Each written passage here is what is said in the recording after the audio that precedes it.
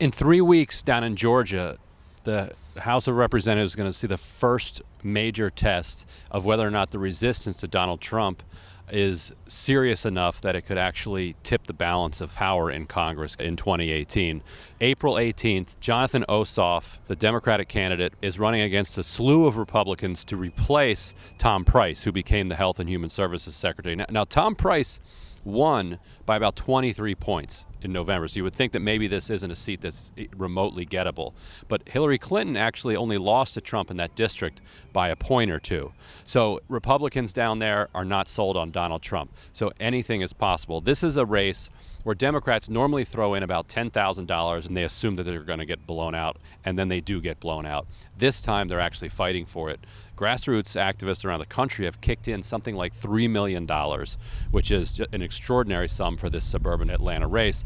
And they got a huge boost of energy yesterday when none other than Alyssa Milano, kind of preteen heartthrob from the show Who's the Boss, which may be before your time for some of you, got in her car with another actor and started driving around the district and put out a phone number and said, look, today is early voting here in suburban Atlanta in the 6th Congressional District. If you want me to drive you to the polls, call this number. I actually called the number to see if it was true, and it went to a regional office down there. And indeed, she spent the day picking voters up. About 1,800 people wound up voting yesterday. 5 of them taken by Alyssa Milano. I assume all 5 of those voted for the Democrat.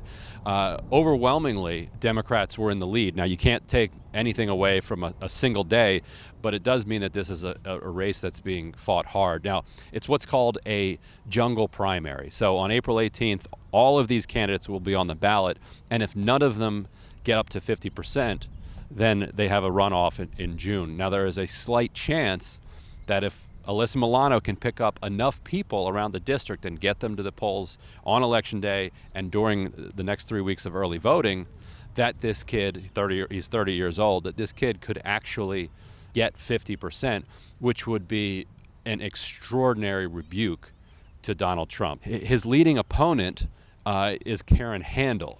This was the operative who worked for the Susan G. Komen Foundation several years ago, and who played some weird backroom internal politics to get Komen to stop funding Planned Parenthood. Or I don't even remember what happened. I remember the Komen Foundation picked a fight with Planned Parenthood and withdrew a bunch of its funding or something along those lines. I don't remember the precise details. If somebody does, throw them into the comment section.